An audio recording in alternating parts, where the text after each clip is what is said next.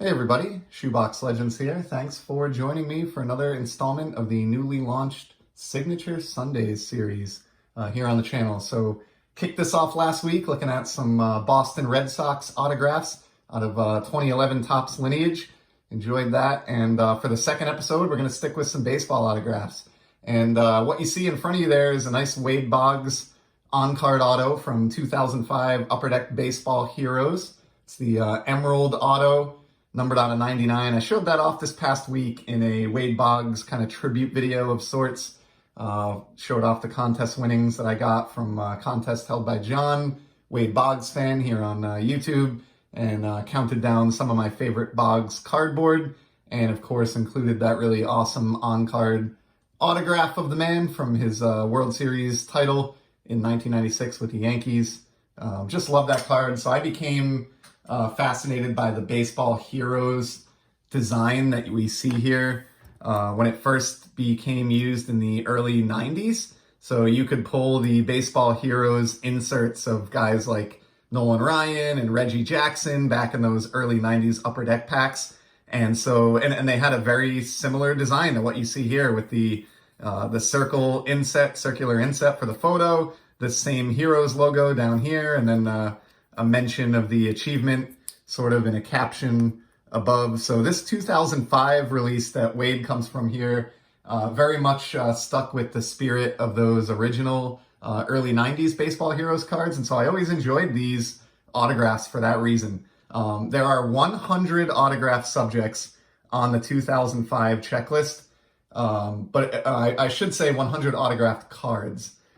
In reality, there are 20 different subjects, and each subject has 5 different on-card autographs, each numbered to 99 in the case of the Emerald autographs, which are the ones that I tend to go after.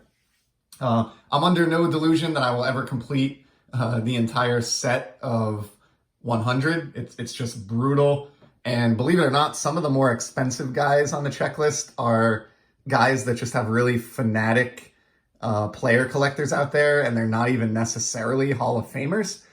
So think of like Don Mattingly or Will Clark. They just don't surface that often with 99 copies each. And when they do, some of these go for pretty insane prices. So I'm under no delusion, as I said, that I'm ever going to complete all the 100 card autograph set in Emerald, but I do grab them as I have encountered them over the years if I can find them at a bargain. And I have 2 others that I want to show this week to go along with Wade there. So they're both featuring great Hall of Fame pitchers of the past. And the first one is Jim Palmer of the Baltimore Orioles.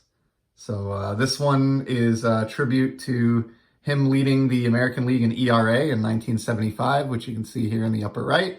And as is always the case with this set, nice, bold, on-card autograph.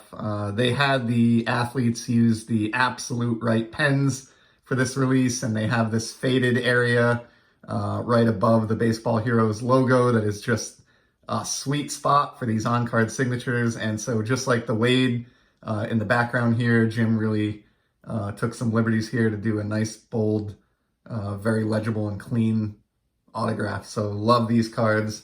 The backs of these aren't much to write home about. They all have the same congratulatory message, with the only difference being the player name changing, and they just have a quick team logo and player name up there on the left. But you don't buy these cards for the back, and you buy these for the awesome autographs on the front.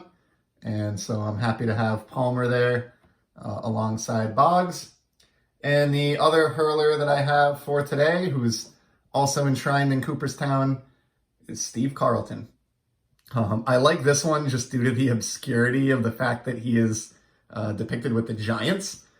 He is not known or best remembered, and rightfully so, as being a member of San Francisco, but it just so happens that in 1986, when he picked up his 4,000th career strikeout, he was with the Giants at the time. So Upper Deck used an appropriate photo here for this card, which I appreciate. It's something you don't see every day, and like I said, I kind of actually enjoy the obscurity of it. There are many more Steve Carlton, Phillies and Cardinals autographs out there, but not so many with San Francisco. So I kind of like this photograph here of him tipping his cap. And again, as with the first two, nice bold on-card signature from Mr. Carlton there. So pretty great trio here to start off my showing of my Baseball Heroes auto collection. Do have a few others beyond these three, but I do want to try to keep these videos a little bit brief, and so I think I'll save some of those for a future installment of Signature Sundays, and we'll leave it at these three for today. So hope you enjoyed this. If you're a Carlton, Palmer, or even a Boggs collector, or maybe you're not, but you just enjoy Hall of Fame autographs or autograph cards in general. So if so, maybe you got a little bit of enjoyment out of this episode. And I will certainly be back in the near future with some more sports card content and on future Sundays with more autographs. Until then, hope everybody's enjoying the hobby, and take care.